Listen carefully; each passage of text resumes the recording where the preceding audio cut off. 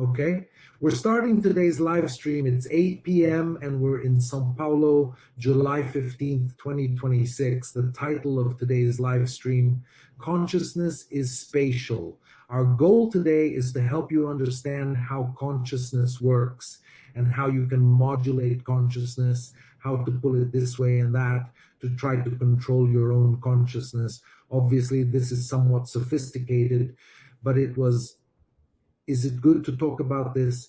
In today's talk, I want to bring the terms together. Sometimes areas of knowledge, mathematics goes one way, physics goes another.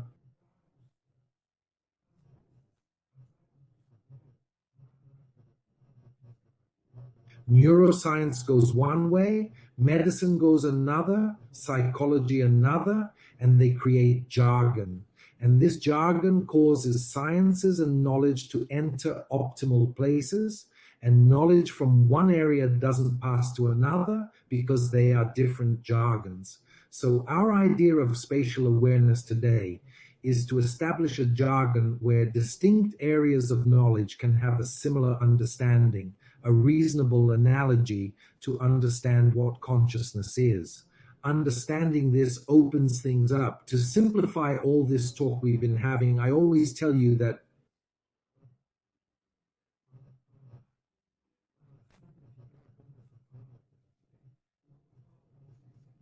the most important thing you have in life is having a question. If you have a question, you'll be able to move things forward. All areas of knowledge have questions. After the questions, you conduct experiments. Of course, each within its own jargon, each within the technological structure it possesses, but the question is essential, and usually the question is asked. And when a question is asked, it requires an answer from somewhere. So the stimulus is given, and there is a return of the stimulus. A question is asked, and what are the answers? When you have several points of reference for an event, you get closer of something a little more truthful. And here we're going to start asking an extremely profound question that we're going to try to close today. When I ask a question where I have a lot of observers looking to give an answer, the answer gets better and it becomes more interactive, but you feel more secure because you have several references. So the question I'm going to ask, and it applies to all areas of knowledge, I'm going to ask all human beings in an event that is common to all.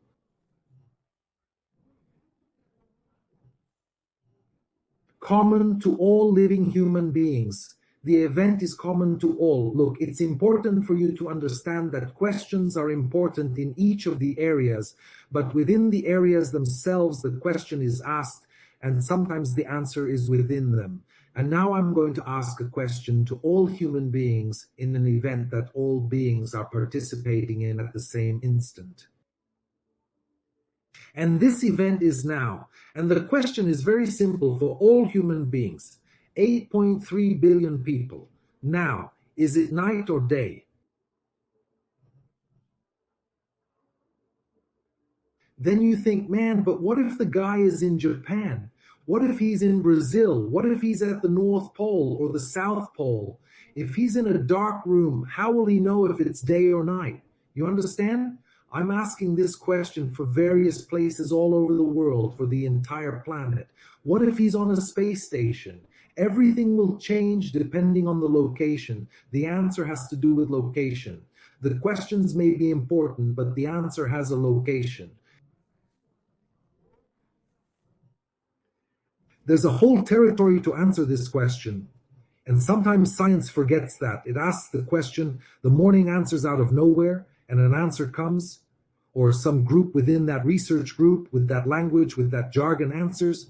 And that answer, if it's economic, will say something to avoid the subject. No, this subject is already priced in. Priced in for whom? Who's outside? Who's inside? Who set the price? Who didn't set the price? Who was considered? Who is included in this solution? Do you understand? Let's go back to the question. Is it day or night? It's a question that applies to all fields, and you'll understand why. And even in science, when the question is asked and only one person answers, is it a day? Of course it's a day. A day for whom? and where. It's no use following an answer if that answer comes from only one person located in a distinct space, in a distinct body or territory. Why did I ask this question? So everyone would know, so everyone would understand. The question is simple. Is it day or night? You say, of course, it depends on the person. It depends on where they are. It's underneath the planet. Perfectly. A good answer depends on who received the question, who receives the stimulus. So the true answer isn't in a body territory. If someone says it's day and another says it's night, you'll say, oops, you're right, and you are right. Yes, but the answer is contradictory. So sometimes we have a certain religious belief and think the other person is wrong. In the other person's religious belief thinks you're wrong, and sometimes both can be right, both can be wrong. So that's the soul of the structure we're going to talk about today.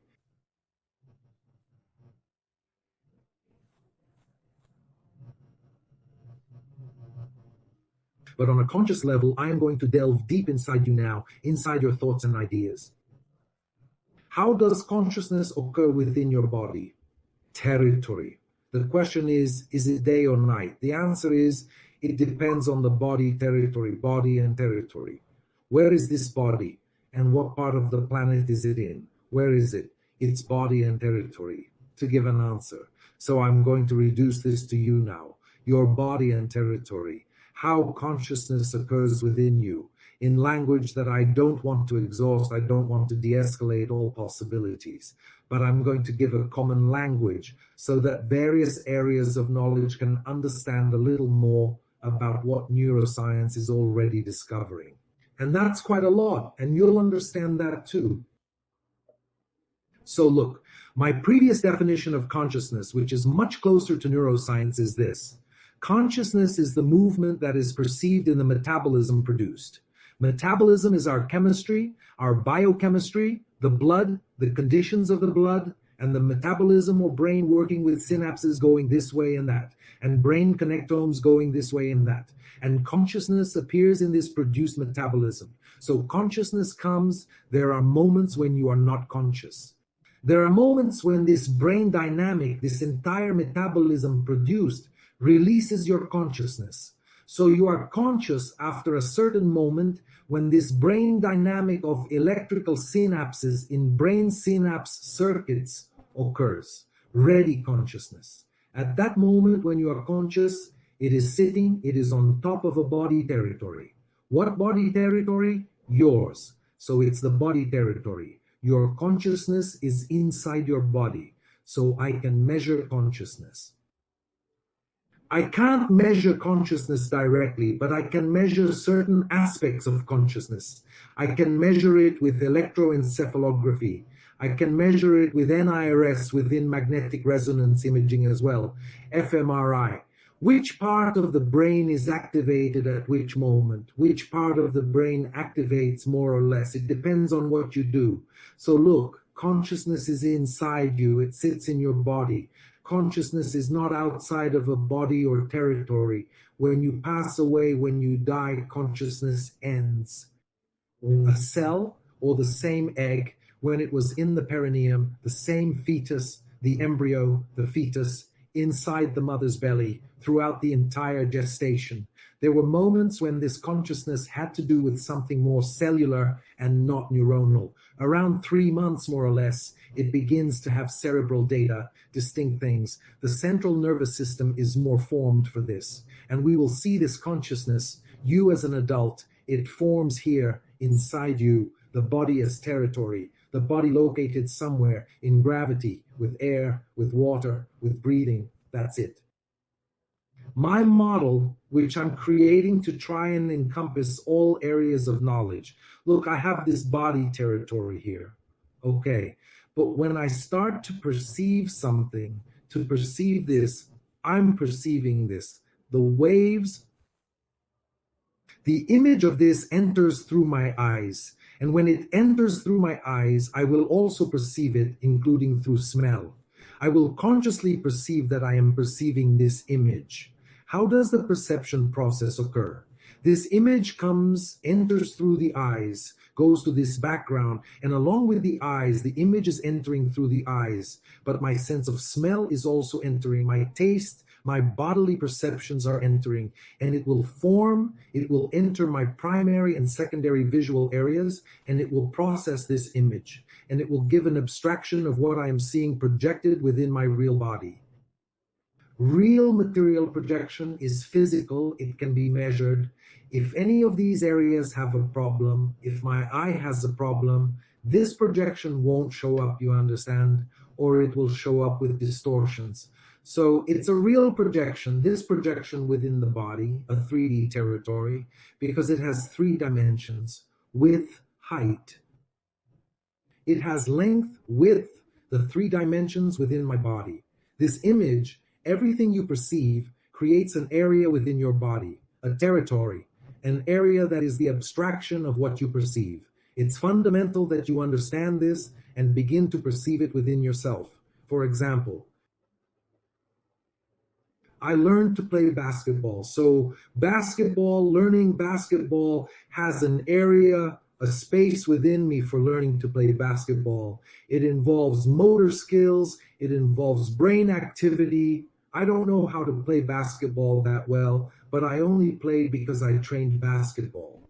So look, I have a learning process within me. So if you look at what you've learned, there's an area within your brain. It's an abstraction of the perception of the world, an abstraction of the knowledge you gained, not to call it an area, but a space. So there's a space within you that represents your learning, a space within you where you learned math and physics, where you wandered, childhood memories. These are spaces within you, spaces. And that's how we're simplifying our model. They are spaces within you. These spaces can be measured with EEG, with NIRS, parts of them, not entirely, and the movement of these spaces. It will generate your awareness, but there's more. This is important for you. When you notice anything, you create a new space.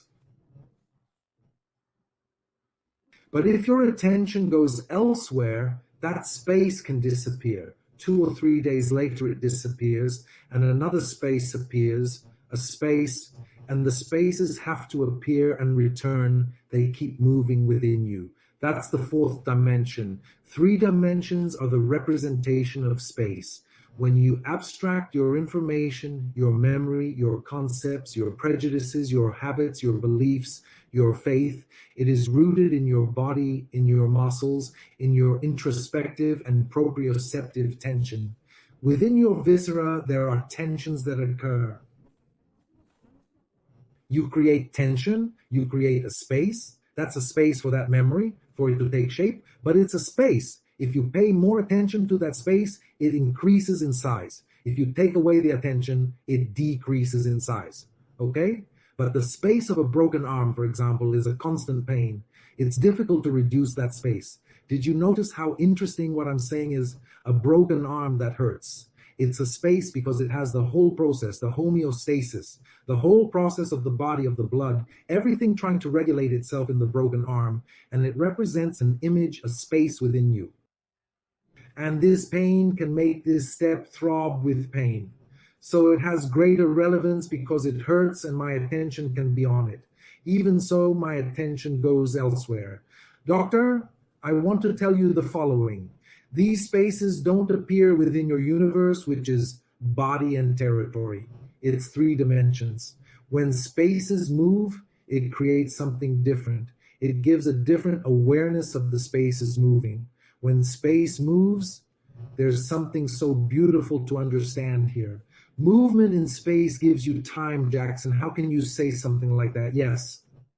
The day, for example, you perceive day and night because there's this difference between space, the earth rotating and the sun also rotating, and it gives the sensation of day and night. Do you understand? So there are 2 spaces moving, and that creates the tension of time. Inside your head, in the representation of your body in territory, the spaces move and give the perception of 5. For you. Because if space moves and synchronizes with time, then does that mean that with my attention I can control synchronizations between spaces? Yes, that's where we're getting to.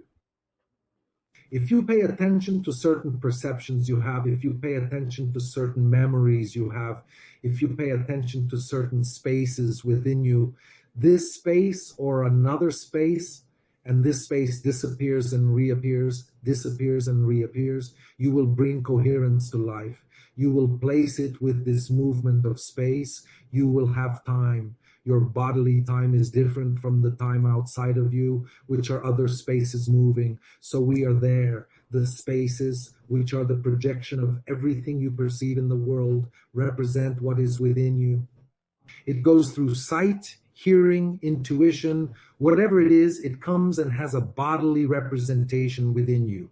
Sometimes if you perceive something, your shoulder gets raised, and it depends on how you're going to do it. You raise your shoulder and that memory of what you perceived comes back, and it tenses the egg. It's kind of mixed up, so these spaces are important. What I would like you to remember quite a bit, when you remember certain spaces that are within you, those memories, the learning you have, even if it's your future planning, those memories give dynamism to this movement of space. Movement gives you time. So I spoke of 3 dimensions. Your abstraction is in your body and territory. The 4th dimension is movement. The 5th dimension is qualia, it's idea. It's the spirit of the thing. Sometimes you're here and something shines very quickly, or a crackling sound is very loud. Your gaze goes there. Sometimes you see an image, but in the center of it, there is a necklace, a glow, something you can feel. There is a...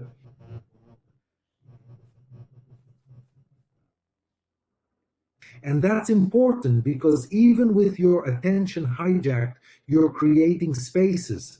And that's where something very important comes in. It's the importance of cause and effect. I'll talk to you about it now. When I ask you the question about a day or night, you'll say, man, it depends on the body, it depends on the territory. Then you're really talking about causes and effects. How do you create spaces and how do you give to this individual? But a large part of the planet, a large part of the people, a large part of the cultures are working on the effects.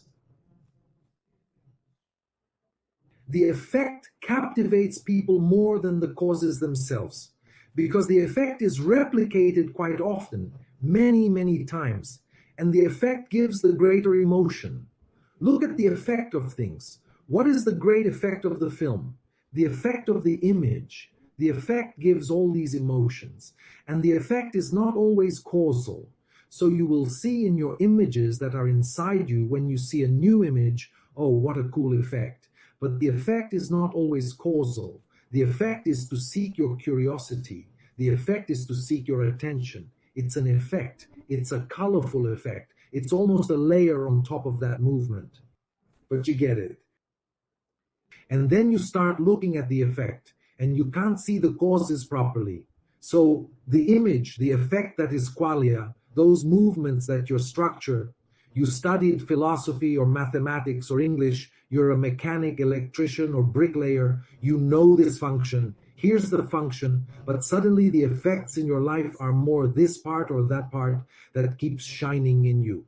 Another space opens up in your head, and the effect is something that is advertising, that is television, that is bait. It offers you opportunities for the future, so you think that effect is more strong because it shines, it pulsates more. It creates a synchronicity. So the next time I bet, I'll earn my salary so I can bet. You understand? So you're entering these dimensions that are a representation of your consciousness within you. 3 dimensions, the representation of things, the movement of these things, it appears, it's activated, the memory you activate, you leave a better consciousness. Jackson, I'm not quite understanding what you mean, because in practice, how will it serve? I'm going to do something. What's important for me to do something? Ah, there it is. To do this, what memory do you need to activate? Which one do you need to pulse? Which one can you give a great effect to? If you're going to do something important, planning, doing work, it doesn't matter what it is. What memory are you going to activate?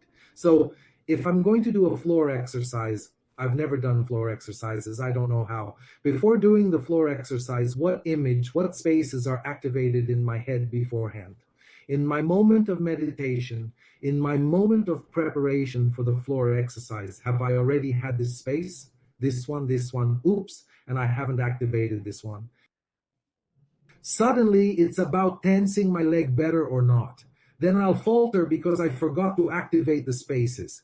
These spaces control my movement during performance. They are spaces that I activate and that I have to pre-activate to perform at a high level. In high performance, athletes, people in high performance, activate spaces before doing something. There are people who tidy up their workspace, start organizing things, pulling out a book, cleaning things, but they are preparing the spaces. They are activating the spaces where they are going to work. After activating the spaces, they move them. I forget that, then this one shows up. It's a problem. For example, he says that philosophy is cool, science is cool, the atom is cool, but I'm giving shine to a space because I need that shine to happen, that shine to come and go in my representation of my body, my territory. And this shine that comes and goes gives me temporality, gives me a sense of time within myself. Because time, as I told you in some live streams, is a derivative of the movement of spaces. So there are two spaces moving, and the derivative of the movement of space is the sensation of time. If you only have the sun and nothing else exists, there is no day and night, only sun. Day and night, there is even a space moving around the sun. It gives the sensation of being around the sun, but it is moving by itself. You have a temporal sensation with the movement of spaces. It returns within you. You have abstractions of your life, of the things you did, the things you dream of, and the things you are perceiving now. These things you perceive now give you space within yourself. Whether this space is very large or small, whether it pulsates or not, determines your consciousness, the new consciousness. Because at some point, as I told you, you are conscious, and these stimuli come from within it. You want to give direction to your consciousness. You want to improve your consciousness to do this. But to do this, you have to activate these spaces of consciousness. You have to remember these things. You have to remember them in the way you know, from your learnings, from your memories, to achieve high performance. If you are a pilot, you are a pilot, but you also always played soccer. And if you are going to enter the race thinking about the plays you made in soccer, and don't think about getting into the plane like a pilot. The pilot didn't get on the plane. If you're a pianist and you're going to think about things while playing the piano, like cooking or seasoning a salad like a chef, the musician doesn't appear because the abstracted spaces within the body, the territory that is your body, haven't been activated. If it's not activated, you'll try to activate it when you play. When doing an engineering or design project, you'll try to activate it, but you'll try to activate it and you'll warm up to do it. And this warming up, of course, can activate spaces, but it can also drag currents along. You can drag a pain or prejudice into that memory that is being activated in your doing. And self-performance won't occur in you because your consciousness is compromised. So this is important for you. How do I break these things down for you in questions from other areas of knowledge? A very simple question. Is it day or night? Look, is it day or night for everyone in the world? Each person answers differently. Inside your head, you have some questions, you have some awareness. How can I improve what I do? It works for me. If I were to say that to my son, my daughter, my father, my brother, it wouldn't work for them because each person has their own way of doing things and there are things they will activate in their minds. It reminded me of a little story about a 4 or 5 year old child. I can't do it. I can't do it, son. You are the superhero. You are Spider-Man. You are Wonder Woman. You can do it. Then activate that memory. Activate that spirit. That image appears inside, and you will make an attempt. You will take a risk. You will try to do something that you really wouldn't do under other conditions. So you activated a necessary consciousness for that action. You are not the product of a let life take me where it will mentality. No, you prepared which memory, which space you placed within yourself. You activated, moved the spaces within you, and made the spaces shine. Which one did you make appear? The quality of the space. The brilliance of red, blue, and gold that you place within these spaces, or the pulse of these spaces that diminishes, appears, and rises.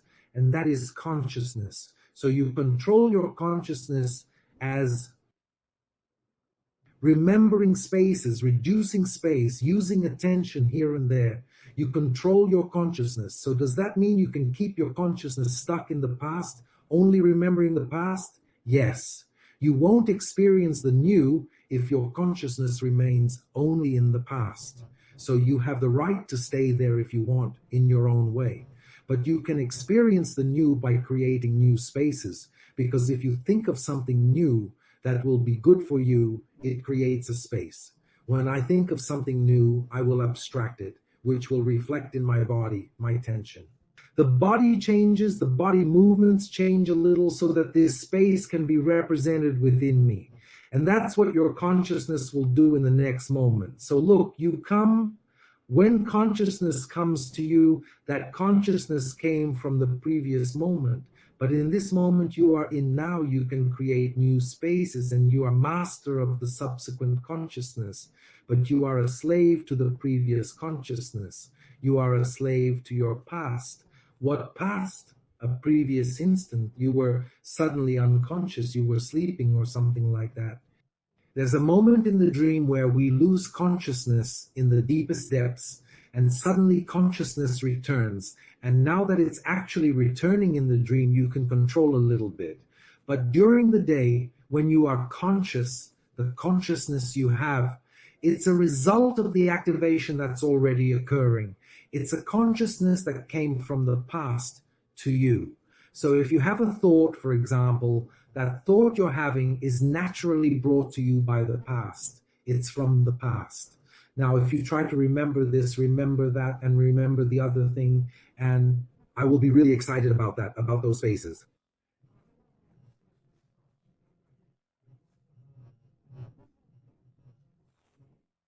A new consciousness. You are the master of future consciousness. Future tomorrow? No, future now, because you're going to do it. You're going to play table tennis. You're going to do a job, an essay. Are you going to write an essay about trees?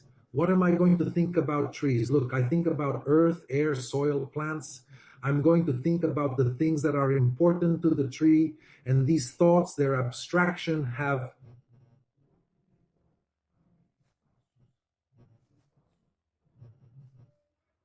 consciousness. So you can notice that you can create these spaces within yourself, and you can also notice that some religious politicians create spaces of expectation within you, spaces that pulsate. It attracts attention, and you live their cause, not your own. You live their consciousness, not your own. So what should be is a consciousness that emanates from you, from your Aichu. Aichu is your way of being, truly yours. Aichu was such a special way of being. If you had freedom of expression, it would represent your entire existence, independent of culture. Maximum freedom of expression. Everyone has one. But if you start seeking spaces, the representation of the perception you are receiving from politicians, religious leaders, or not, that thing goes inside you and you become, that thing is pulsing, right? And what do I do, Jackson? Don't pay attention. Your driving time is something the leader is saying. Oops, that's not the leader. So you won't have that awareness anymore. That awareness was placed in you so that you would be a follower, so that you would be nothing, a herd. So you change the process, okay? The truth in this context, the concept I want to leave with you, depends on the body and territory. Truth has an area, a location, it applies to the place. We were colonized by European truths imposed on this continent by those who never set foot here. So the American continent has the truth within itself, in its own land. And each body and territory has a different truth. So guys, that's what I wanted to leave you with. And that's the thing.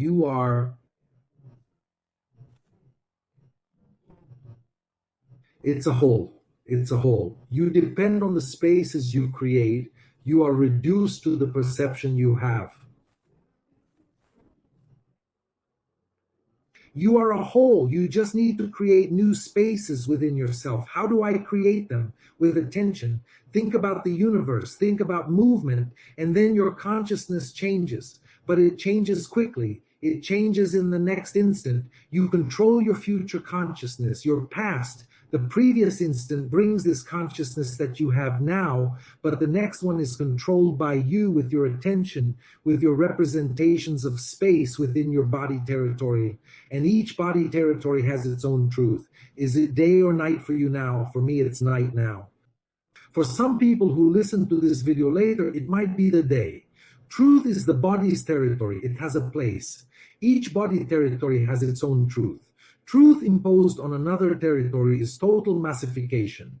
People, take care of yourselves and try to change your consciousness by adding value to your life.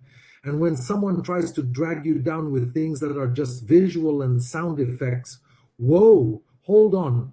I'm not going to pay attention to that person. Let me get back to my essay about the tree, about my things, about plants. And then you place these images, remember these images, these spaces, move them, give these spaces a glow. Oh, how cool, the tree. Oh, how beautiful. This is cold. So these spaces give you a new awareness. You are modulating your consciousness. A big hug until next Wednesday.